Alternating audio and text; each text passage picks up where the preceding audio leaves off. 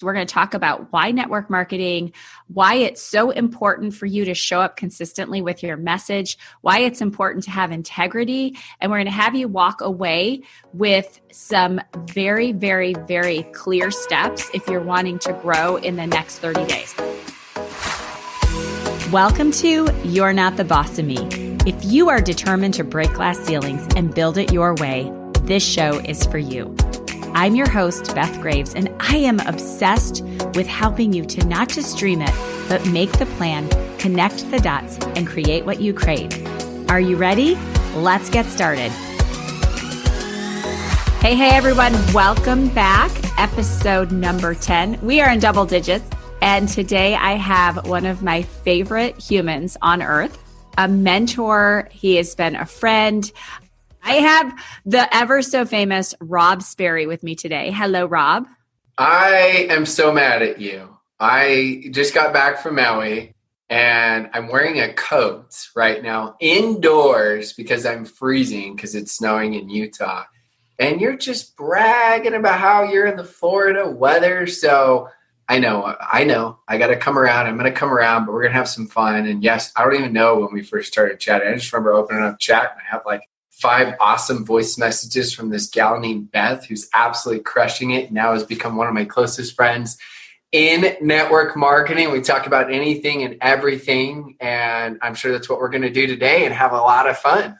So I want to talk to you about, I was going to do this formal intro with Rob. And I think what my mind always goes to is like, how does someone start doing what Rob is doing? And so let's back up. Rob had no interest. We're going to talk about why network marketing, why it's so important for you to show up consistently with your message, why it's important to have integrity. And we're going to have you walk away with some very, very, very clear steps if you're wanting to grow in the next 30 days. That's what we're going to talk about today. Rob, remind me of that list. Okay. That was just off the top of my head.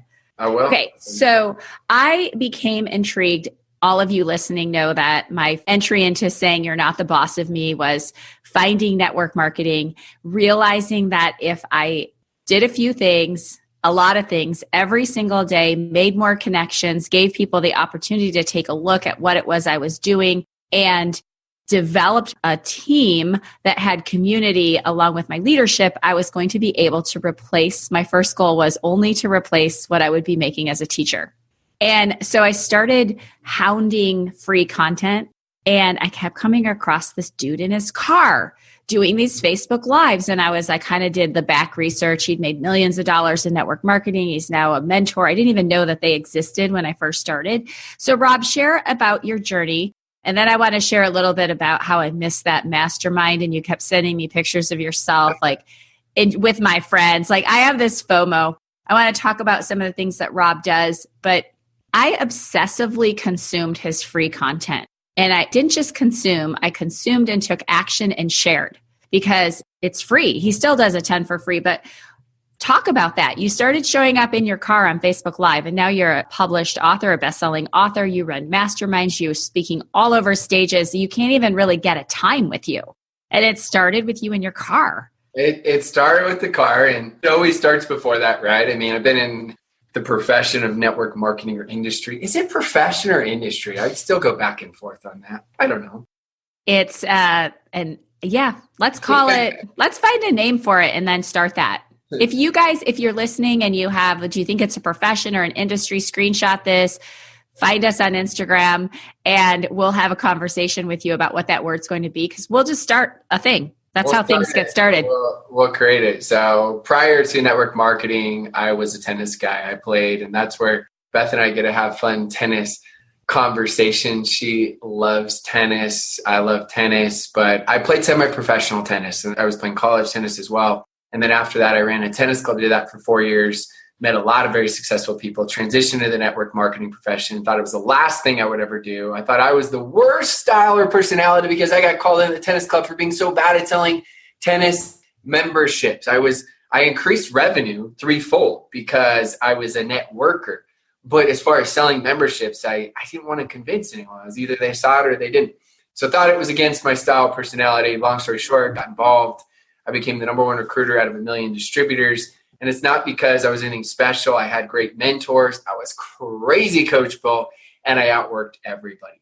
So that was the short version. On and on and on, different things, a lot of highs, a lot of successes, way more failures though, way more learning lessons, way more, is this thing going to happen like I thought, right? Going back and forth, all the good stuff. But then, I transitioned into coaching, and Beth, most people don't know this. This was not a goal of mine. I made fun of coaches. I said, if you can't build, coach. So be careful of who you make fun of. So I'm like, these are the people I can't build. That's why they're absolutely coaching.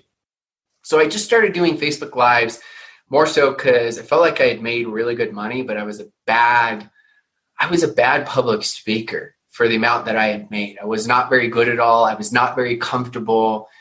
I didn't feel like I was myself. So I just said, this is a great way for me to get better at speaking, at communicating, at providing value for my teams to be able to consistently watch. So I slowly started doing it. And then I sold my position, got completely out of building and network marketing. And all these companies say, hey, can you do a little coaching for our team? Can you do consulting?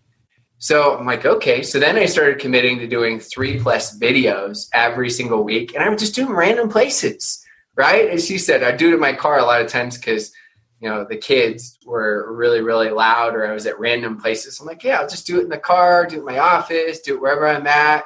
And I go back and I look at some of those, and they had, this is after, Beth, I built a business in 40+ countries.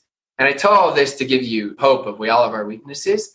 I had on some of my Facebook Lives 3 comments.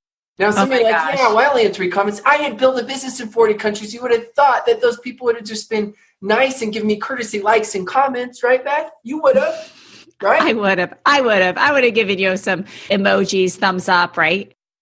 Something, that's what I would have thought of. But guess what I found? As I started doing them, I got a little bit better. I got better at telling stories. I got better at communicating the information. I found, where you can have your pauses and where you have your energy, right?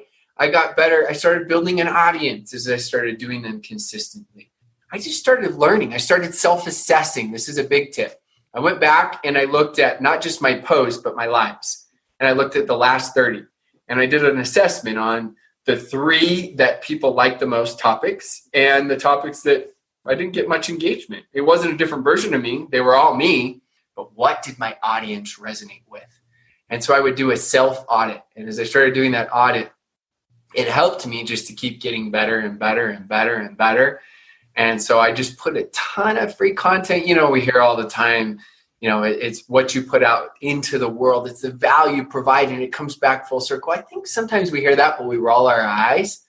But honestly, if you study the greats and you look at how much free value they put out, right, in content, and how it does come back around, I was estimating that I had done, before I sold my first course, it was something like 300+ either lives or videos. That's an insane amount. I'm not telling you when they have to do that. I'm just giving perspective on it.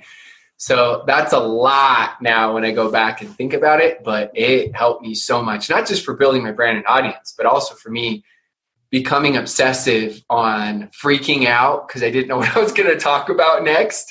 So I started deliberately listening more and reading books. I was already reading and listening to a ton of books, but now I had more of a purpose, right? And I started paying attention more at all trainings and events and other Facebook Lives. So my ability to learn went through the roof because now there was even a more compelling reason because I was freaking out. I was thinking, oh no, I'm supposed to do another live or video tomorrow, the next day, and I have no idea. People have heard me so much. What am I going to say? How am I going to say something different? What am I going to do? So it's been quite the journey. And the more I learn, I've got a ton more to learn. Well, that mindset of, many people with 3 comments would have quit, but you have, because I've learned from you, that you have certain routines in your day that gave you that perseverance, that strength. So what I love on this podcast is I always ask my guest, what are the things that you do daily that allow you to have that perseverance, to have that strong mind, to have the discipline to keep going when it doesn't feel like we want to keep going? Yeah, so everything begins and ends with purpose. If the purpose and vision isn't big enough, you'll just quit. So if you're going to the gym and you're like, yeah, I'm gonna get shredded, or I'm gonna have that great body for this vacation. If the purpose is big enough, you'll keep going. But if it's like, yeah, I just want to go because it would be nice because I'm supposed to, you'll quit. So it always starts with that purpose and the reason why you're doing something.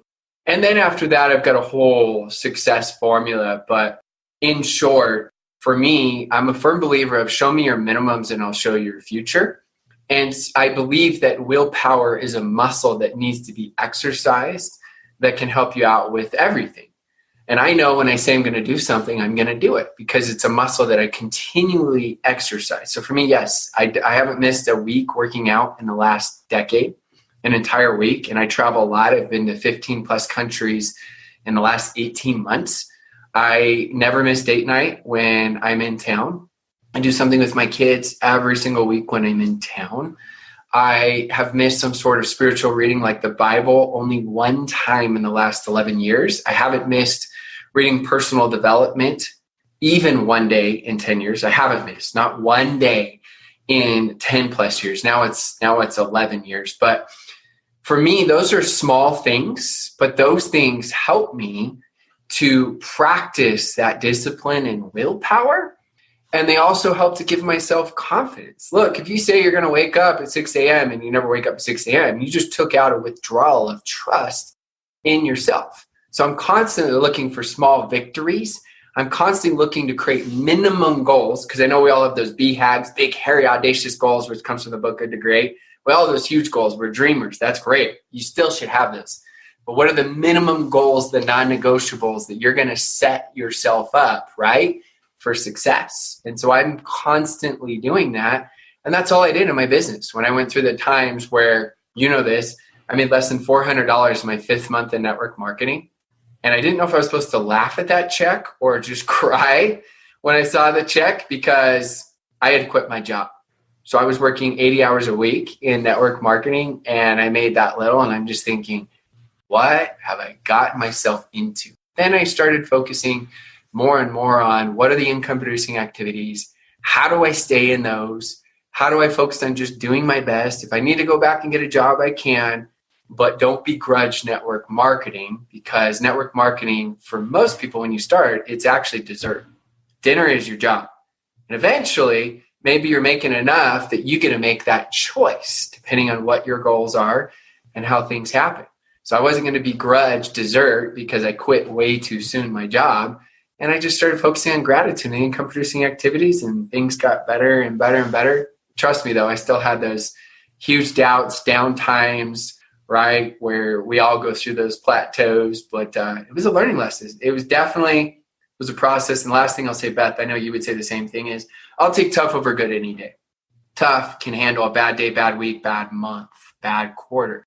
Good without toughness has a bad day, bad week, bad month, bad quarter, and their egos just can't handle it. So they create all the excuses on why this isn't going to work, and they panic in the moment. So it's important you have long-term vision balanced with short-term urgency.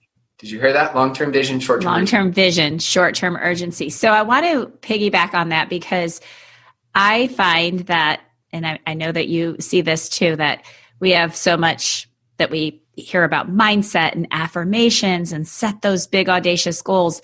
And people aren't producing because they're not involved with income producing activities. So for someone that's in marketing, we have people listening, mostly network marketers, because they're going to see our names, but many that are building online businesses, or like I have humans that aren't even in marketing, but it's consistency of those income producing activities. If you were going to say to someone, if you were starting in a network marketing business today, what would be your income producing activities? Your non-negotiables. I'm doing these every single day. Working in this business is talking to brand new people. If you aren't talking to brand new people, you aren't working this business. Too many people make the plan for the plan of the plan. And they come back to Beth. They're like, Beth, I watched 6 Facebook Lives today. I watched 2 Zoom trainings. I did 2 hours of personal development. And Beth's like, that's incredible. How many people do you talk to? Well, my friend Julie, I dropped the hint that these products are so good. So it was an indirect approach. And there's this other friend named Joe who I'm thinking about reaching out to. So yeah, I'm all over this. I'm crushing it. And too many times we're working in our minds because we're used to trading time for money. And in a job, you work X amount, you get paid X amount. And so people come in and they want to find a way to fill up their time where they're busy and they're working because that's their association from most of their lives. This business compensates you based on what you do. And for those of you that have online businesses that are listening, that are entrepreneurs, it's the exact same thing for you. Network marketing or non-network marketing, right? You figure out what those income producing activities are. So working this business is talking to new people. That's number one. Number two would be doing some sort of third-party validation, whether that's messenger chat, that you create, whether it's a 3-way call, a Zoom, even if it's an offline meeting. They just need to hear another voice. I found that people that don't have success, almost always, they aren't talking to enough new people and they aren't doing enough third-party validations. It's one or the other or both. That's it. Now, the rest of the stuff can go along with it. It can be, you got to add to your lead list, you talking with team members. But again, too many of us get caught up where we're reaching out to our team members because, and I'll make fun of myself because this was me when I started, because I was the super supportive upline. And so it's, hey, Beth, how can I help you? I'm here for you. Anything you need, girl. Now, if I said that as a guy, anything you need, girl, she'd slap me. But anything you need, I'm here for you. I got you. I got your back, right? I'm here for you. Oh, let me send you another YouTube video to watch. Here's another Facebook Live. Ooh, did you study the comp plan? Look, most of you have systems inside of your companies that work in this business talking to new people. If they aren't putting you in front of new people, still love on them. I'm not telling you to abandon them at all. But the best way to lead them is to lead by example. You can tell them every single day how much momentum you're in and how excited you are. But as Ralph Waldo Emerson says, what you do speaks so loudly, I cannot hear what you say. Speed of the leader, speed of the pack. And it's absolutely true. So you got to get back to that. And then I would track it. How many new people did you actually talk to? How many third-party validations did you actually do? I would have an accountability partner or buddy that you're reaching out to and you're just texting every night on what you did or didn't do in a positive way. You can say, today I got my butt kicked, or today I didn't do anything, but tomorrow I plan on reaching out to 3 brand new people, XYZ, as you go and fill that out. But it's really just getting people focused. And think about this, Beth, all the podcasts, right? Your podcast, my podcast, Facebook Live trainings, free content, team trainings, everything, conventions, all of that is there for what? To build belief, to give you enough vision and confidence in the companies, the products, the profession / industry / whatever else new you all create for Beth and I to call it, right? And all of that is just to get you to reach out to new people. Think about it. Think how simple and crazy that is. All of it. That's what it's for, right? So that's what my response would be. And most people, they don't even track their numbers, which is crazy. Imagine running in a real business, right? Where it's a traditional business. They don't track it. It's crazy. Well, and I just spoke to a leader that I respect greatly. And even me at this level, I said to her, okay, she just hit this incredible bonus. And I said, well, tell me, what are you doing? Of course, it's like for me, what diet? How did you lose that weight? How did you build that? And she just said, do you want to know what I did? I reached out to 201 people a day to see if they were open to watching a video about what it is that I did. And she said, I went back to the basics. And I know that some people are saying, well, that feels spammy. But if you're putting out valuable content that is pulling people toward you, I was not warmed up. I was not given like, hey, girl, what's going on? I see your son's killing it on the ice in hockey. I was sent a text from my friend Blair that said, I want you to take a look at this opportunity and at this product. The product is working for me. I have studied. I want you on board. When can we talk? That was how I was recruited in. I had third-party validation from 4 people that day, and I was challenged to get my first customer in using the tools. I had never put the product in my body. I was using the tools, being honest, saying, hey, I'm getting started with this. I'm on a health journey, and Let me introduce you to my friend Elise. Let me introduce you to my friend Sheila. And it is so basic because and I'm a little old school meets new school. I love content. I love the pull method. But at the end of the day, if you want someone to sit with you at lunch, you've got to ask. My husband, finally, this is a great story. You'll love this because we won't go into our 2 truths and a lie. You guys, if you have never gone to a mastermind with Rob Sperry, literally I laughed until my stomach hurt and I walked away with so much value. We're going to give you how to get those pieces. But I went to Utah. I missed Mexico. We're not even going how I had such FOMO. And the friendship I still get texts from Cynthia almost every week. The check-ins, the accountability, the laughter, and then the value that we had. So I'm putting that's just another tangent to go on. But if you were to, this is my husband, he wanted to go out with me and he kept being kind of elusive. He'd be like, hey, let's grab some dinner. And we were all riding horses in the same barn. We had this competitive show circuit. It's like tennis. It's like anything. And I would invite like 5 people to come because you know me, Rob, I don't do anything alone. And I'd invite 5 people to come. And finally, after he paid for like 6 barn dinners, I'm like, hey, Don's paying for everybody for dinner. Let's go. I was in my 20s. I mean, I didn't really process that much. And finally he called me. He said, listen, I want to go out with you alone. Will you go to lunch with me tomorrow at the Moose Preserve? And I was like, oh, yes, that's a yes. He finally didn't beat around the bush. And that's the piece of, let's talk about this because this is on everybody's mind. We have a lot of people out there. We hear about attraction marketing. We don't tell people what we do. We pull them toward us with comments. And I do all of that. But on the backside, I am straightforward. Here's what I do. What problem am I solving for them? And I get right to the point. And that's sometimes not a popular way to do it. It's worked for me. And I won't change that because success leaves clues. What are your feelings when you have someone that's, oh no, I would never, like, I feel that maybe prospecting is a dirty word for some people. So it's interesting. This has been a really big insight for me.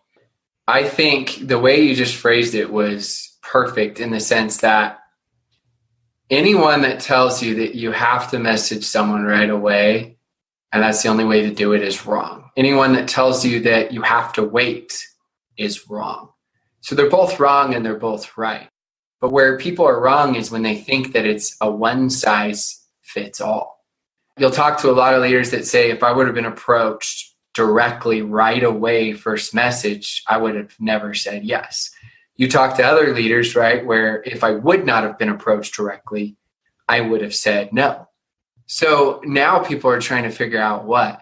And the biggest, I think, mistake is people misinterpret duplication and they confuse principles and techniques.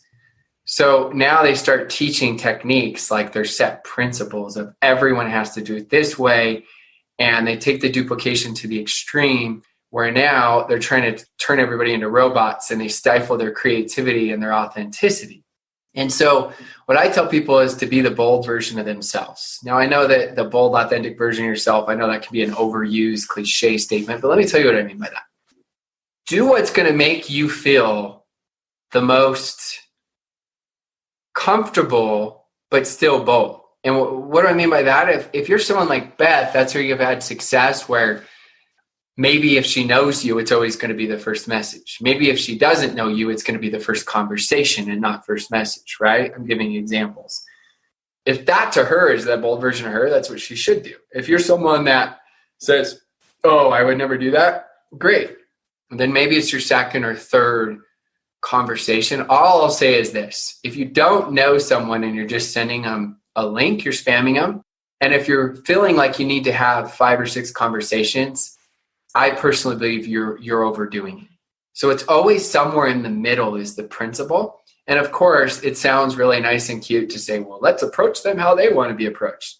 How do you know? You don't. So it doesn't work. It sounds good, but it doesn't work.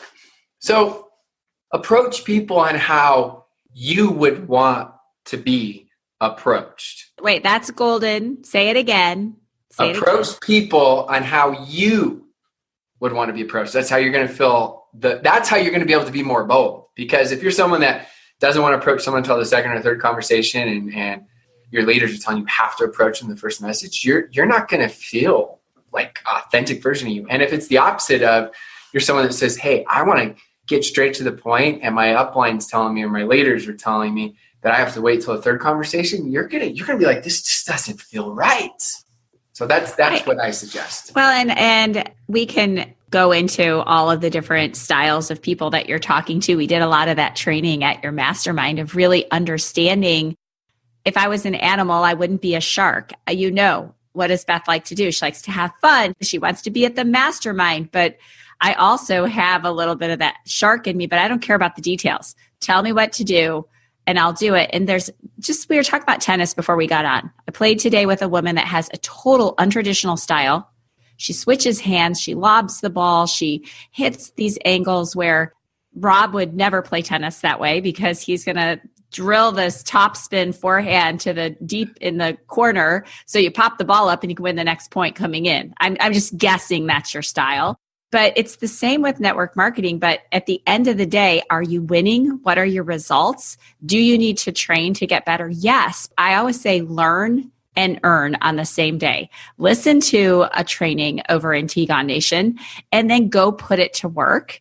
And it's not always going to feel like perfect the first time, but also be intuitive, ask more questions. I get messages all the time, like 15 sentences, a link. And I wish they would have started with, hey, I noticed that you're in network marketing. Can I share something with you? Are you open to a new product? Or just like a conversation before a copy and paste. And I always turn around. And the other thing is I don't want people to get pissed off at network marketers. So many people are like, oh, not those people. I just look at it as not being educated. So I always turn back around and say, I lead a team of 11,000. I've become really good at this. Can I give you some advice? Because I love this industry and I want you to have success. And think about that. Now that human that just sent me that message, if she's looking for some coaching, if Rob was giving her that advice, I'm sure you get pitched all the time. You have kindness and compassion and you're there to serve and help. They're going to turn to you when they need something. It's the law of reciprocation. It's being a good human. And I also think that if your mindset is, oh, should I send the message? Oh, should I not? If you are confident and you have belief in what you're doing and what you're sending and what you're sharing, it's genuine. Like when you asked me to come to the mastermind, you had such confidence in what you could do, the guests you were bringing, the community that I would meet. You weren't like, oh, should I ask her? Should I worry if that's too much money for her to spend? You told me what was going to happen at the mastermind. You were excited. You couldn't wait to share the guests and to share the list of other speakers. And that's what I think happens is we worry so much. It's like, if you have belief, just be you, right? I think a lot of it, though, for people with exactly what you're saying is the fact that they make commissions on other people, which sounds so crazy and weird, they struggle because they feel like, even though they know they're givers, they are worried about the perception of coming off as takers. Oh, well, you just want me because of this. So I think that's a big thing for people, is trying to figure out how they can convey that they're givers and truly feel like that. Because, how many times we're selling everything?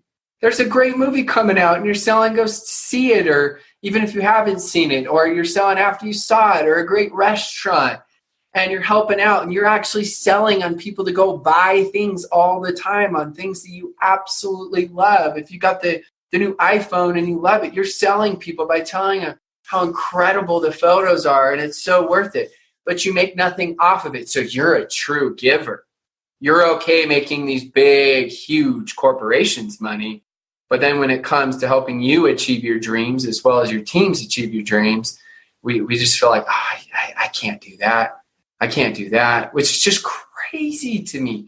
And I understand it because I went through it as well, right? So it just takes time to overcome those limiting beliefs and truly understand and realize what you have, and also get better at communicating. And guess what? Some will understand, some won't. no matter how good you get at communicating. And that's part of your role is if you want to stop playing small and you want to start to achieving even more of your dreams, you got to get over what other people think. That is one of the hardest things for everybody, is just to get over what others think. The fear of judgment is the mother of all fears. Think about it. If you're an entrepreneur or a network marketer, list all your fears. Fear of success, fear of failure, fear of inadequacy, fear of public speaking, fear of rejection. List them all. Now remove the fear of judgment and none of those exist. Think about that. That's the mother of all fears. So everyone's just being more descriptive on their specific fear of judgment, but that's really what they're talking about. So you've got to understand that and hit that head on and say, you know what? As Darren Hardy says, the greatest determining factor of who shows up at your burial is the weather. Why do we have so much fear of judgment? They're going to judge you no matter what. They're going to judge you because you're too skinny. They're going to judge you because you're too fat. They're going to judge you because you never work out. They're going to judge you because you work out too much. They're going to judge you because you're super ultra successful. They're going to judge you because you're not. They're going to judge you because you do too many Facebook Lives. People are going to judge you no matter what. So don't let them dictate your future and stop playing small, because God didn't put you on this earth to play small. Didn't say, oh, well, I'm going to send Beth down to this earth and she's just going to be a below average human being. Sounds pretty funny, right? Thinking it that way, but that's how we act, many of us.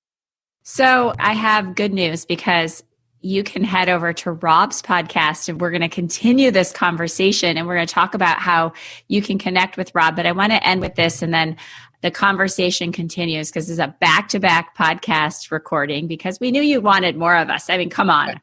This is like I don't know, what's your favorite talk show? You don't watch TV. Back in the day, did your parents watch like a talk show or my dad Johnny Carson? Watches everything on all the news. He can tell you everything that's going on in the world. That's where I get my updates. I just ask him on Sundays every other week. I know what's going on in the world in 20 minutes. My mom does the same thing. Okay. If you had to share one book right now that's on your mind besides your own, because and I want you to tell us how we can grab your book, and you have all different ways to connect. I want to shout out to that. If you want to meet Rob and me, we're both sharing a stage at the Top Summit in Naples, Florida in February. We'll put a link below for you to grab tickets for that event. But what is the one book right now? If someone's like, okay, I need to overcome this judgment, this fear. I need to make this happen. What book would you think should be in their earbuds, in their hands? The Bible, but the next piece of that. Yeah, if we're talking fears, there's different ones. I think probably the best person that's talking about it in her way, which I love, is Brene Brown. And she talks a lot about vulnerability. There's Dare to Lead. There's Braving the Wilderness. I mean, she's got 5 or 6 really good books.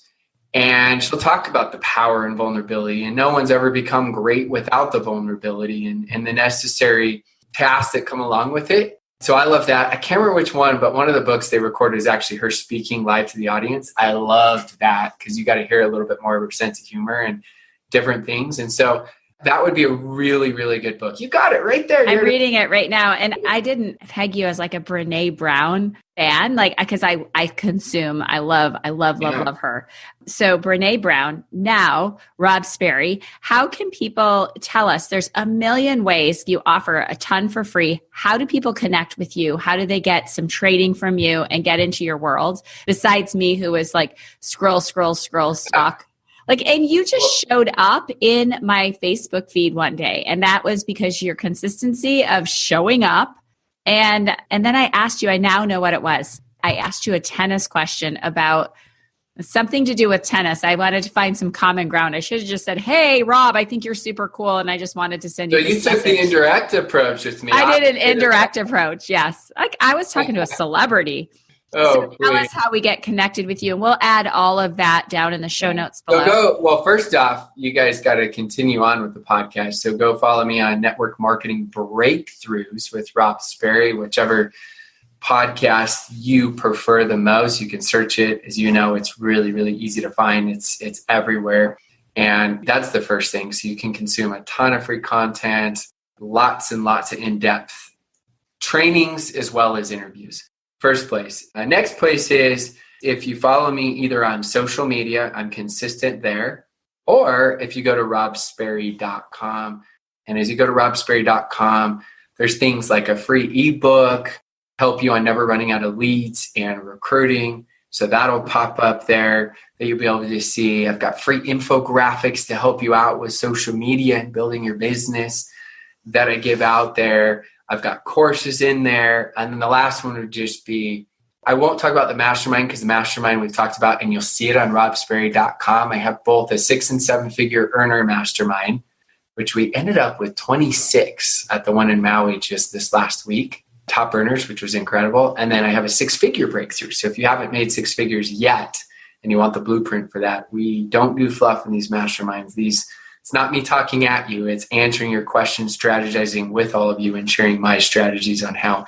But you can go to Tigon, TGONNATION, TGONNation.com, and that's my ongoing monthly subscription, only $27 a month. And that's where you'll get Motivational Monday. There's 60 plus trainings from 6 and 7 figure earners you get access to. You get social media tips, lots and lots of good stuff. So those are all the places that you can go and hopefully find one thing, right, you can take and implement and learn in your business. And I'm excited just to continue this podcast with you, Beth, and feel honored and privileged to be on with you. Because sometimes you're on with people you don't really know at all, right? It's a lot easier for us. Can be sometimes like a little awkward. Yeah, especially for an introvert like me who's found a way to be extroverted in certain situations. But last thing, I got to give props to Beth. Remember how we talked about in the last mastermind on creating a sweatshirt with sunglasses? Oh, yes, because Rob is an introvert and he travels with a hood up, sunglasses on, probably your headphones on, right? So I gave those out there and I started out the training there, as this is the most important training of the entire mastermind. So people are really like, oh my goodness, this is going to be serious. So this is for all of you, the most important part of the podcast. This is what I gave out to all these top earners. I said the top 8 introvert hacks to avoid talking to the person next to you on the plane. These are the top 8 hacks. We'll go through fast. Number 1, headphones on. Do not make the mistake of putting your headphones on late. If you wait to put your headphones on after the introvert next to you sits down, you are in great risk of having a conversation where you are from, and you may be forced to fake laugh. This has been known to cause introvert nightmares for about 3 weeks. That's tip number 1. I mean, this is some huge stuff. This is good stuff. Number 2, hoodie time. Put that hoodie on ASAP. You will feel like a complete weirdo, which is exactly the point. Number 3, sunglasses. This may be a little extreme, but we all know that sometimes we have to go above and beyond to solidify our position. What are you willing to do to have introvert success? This is my insurance policy strategy. Number 4, do not make eye contact with the person next to you. If an extrovert makes eye contact with you, it is all over. The battle is lost, and you will need to learn from this awful failure. Number 5, wear a surgical mask. Yes, this may be the craziest of them all, but really is a win-win. You avoid germs and people. Number 6, window seats are proven to create 32.346563% less conversations. Number 7, wear an eye mask. And number 8, this is the kicker. This is the last one. If all else fails, fake a cough attack. You got to fake a cough attack. 60% of the time, it works every time. And then I finish with this. Beware of extroverts telling you how much talking to new people or talking to people on airplanes has helped their business. It's a trap to convert you to the other side. So, this is some in-depth, took me some time to create this. So that's what I will finish with for everybody, just to make sure that, that you introverts, I got your back. You extroverts, now you know all our secret sauce tips on how to convert us. Yeah, and I'm the one on the airplane that's making eye contact with you. I know. Where do you live, Rob? No, I know you. That's why I had to create all these tips so that I can... Yeah, now I know. All right, so we're going to end this podcast. We're heading on over to where, Rob? Say it again. Network Marketing Breakthroughs with Rob Sperry. Yes, so meet us over there. And as always, both of us would love a 5-star review. Let us know. Leave it for us over on iTunes. That shows us that you're loving the content. It keeps us going. It keeps us up in the ratings so that you can find us. Like I did at Rob with a Facebook scroll, which completely transformed my business. Not only the numbers, but also the energy and gratitude that I had going forward. So we'll catch you guys over on Rob's podcast. Thanks, Rob. We'll see you all soon. Thanks so much for hanging out with me today on You're Not the Boss of Me. I'm hoping that you found one thing that you will do today that will allow you to move forward to that big, audacious goal. And I have a favor to ask of you, and that is leaving me a 5-star review over in iTunes. Every single week, I read your reviews. I love hearing what you have to say, and it allows me to bring you more, to get more people to interview that are doing the thing, breaking the glass ceilings, creating what they crave, and helping you with your game plan. So leave me a 5-star review, and when you do, I enter you to win the You're Not the Boss of Me swag. So make sure you leave it, and we'll reach out to you if you're the winner. Thanks so much for hanging with me today, and we'll chat with you soon.